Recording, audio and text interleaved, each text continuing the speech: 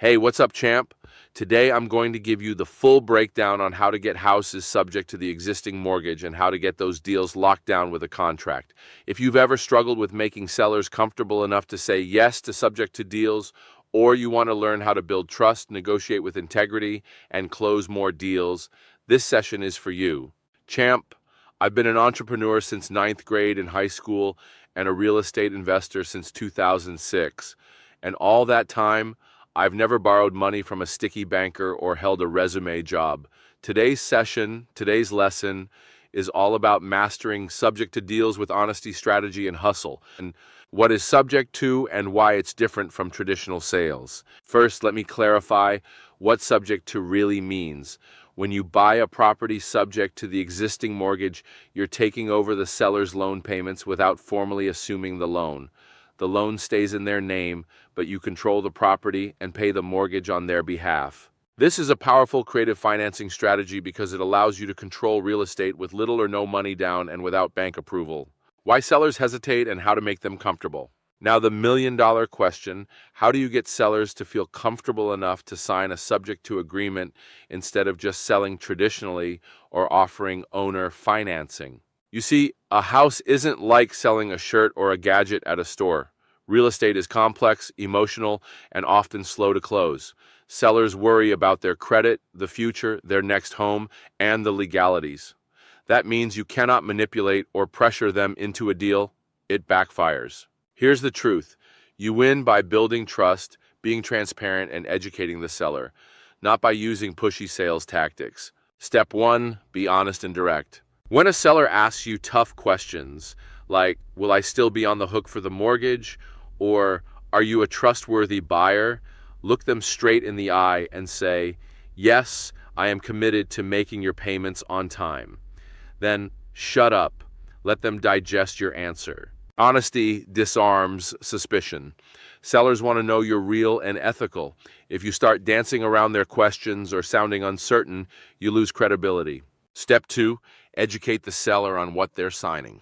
Most sellers don't understand subject to deals, so your job is to educate them on what a due on sale clause means, tax implications and potential consequences, how insurance will be handled, the exact steps in the process. Put all these in writing. Your contract should answer questions before they even ask. When a seller feels informed, they feel safe. Step 3, build genuine rapport. This is not about just liking each other. It's about connecting on a human level so the seller feels comfortable sharing their fears and goals with you. You can't just say, let's be friends and expect it to work. Spend time listening, asking questions, and showing empathy. Why? Because the closer you bond, the less likely they are to back out, hire an attorney, or cause drama after you have an agreement. Trust lowers risks for both sides. Step 4, offer options, don't push one way. In my no-fluff negotiation method, I present all possible solutions to the seller, subject to owner financing, short sale, listing with a realtor, bankruptcy, etc. I never push just the subject to deal.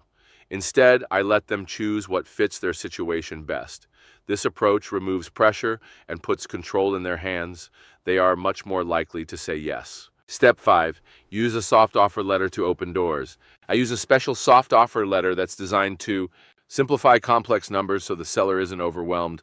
Present the offer in a way that lets the seller make a clear decision.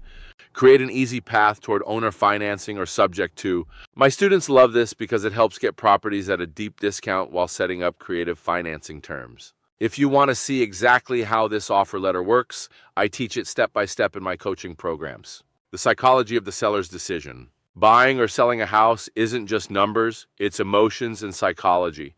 The seller is juggling stress, family logistics, finances, and uncertainty about the future. You must respect their process, not rush it. Stay calm, confident, and patient. Your energy communicates a lot. If you come off needy or desperate, the seller senses it and will pull back. My no-fluff negotiation strategy, the superhero closing, instead of pushing just subject to, give the seller all their options on the table. Selling outright, owner financing, short sale, bankruptcy, subject to, let them choose what feels safest and best. This approach removes pressure and lets them feel in control, which means they're more likely to say yes to you. Real talk, don't be needy or pushy. Your vibe matters more than your words. If you're desperate or needy, sellers can feel it. That kills deals. Stay calm, confident, and focused on providing value. When you bring value, sellers start selling themselves on the deal, not the other way around. Why adding value wins deals? Give sellers real value. For example, I help sellers with information they didn't have, like explaining the nuances of subject to or helping them understand what their options really are. Even if I don't make money on a deal, adding value builds my reputation and relationships, which pays off huge down the road. The power of soft offers. I use something called the herd terminated soft offer, a way to present an offer that's simple, clear, and non-intimidating. It summarizes the complex numbers without overwhelming sellers. This approach helps get properties at a deep discount and tees me up for owner financing because it respects the seller's decision-making process. Bonus tip, hustle beyond real estate with everyday flips. By the way, if you want to learn negotiation, hustle, and spotting deals in everyday life, I teach this with a unique approach, flipping things like bicycles before moving on to houses. Number 1, the new flip. This is the smartest way to start flipping and make money today. I designed the new flip to teach you negotiation, hustle, and how to spot deals in real life by flipping everyday stuff like bicycles. It's how I made my first money while learning skills that helped me crush it in real estate. Grab it at thenewflip.com. Bonus tip number 2, mindset reset for hustlers. And for those hustlers who feel stuck or overwhelmed, I created a personal mindset reset program called Reboot. It's designed to help you rewire your brain, overcome fear, and dominate your day. Number 2, Reboot. This is my personal mindset reset for hustlers who feel stuck, overwhelmed, or like they're spinning their wheels. Reboot will help you take massive action, overcome fear, and dominate your day. Start your reset at myrealestatedojo.com. Reboot. Wrap up your path to creative real estate success. So to recap, be honest and upfront. Educate your sellers fully. Build real rapport. Present options, don't pressure. Use soft offer letters to simplify decision-making. Respect the seller's psychology and timing. Hustle daily and sharpen your skills on smaller flips first. That's how you get deals subject to the existing loan, avoid headaches, and build a solid real estate business. Always remember, you are braver than you believe, stronger than you seem, smarter than you think, and twice as beautiful as you'd ever imagined. Rumi. Don't take no for an answer. Much love and peace.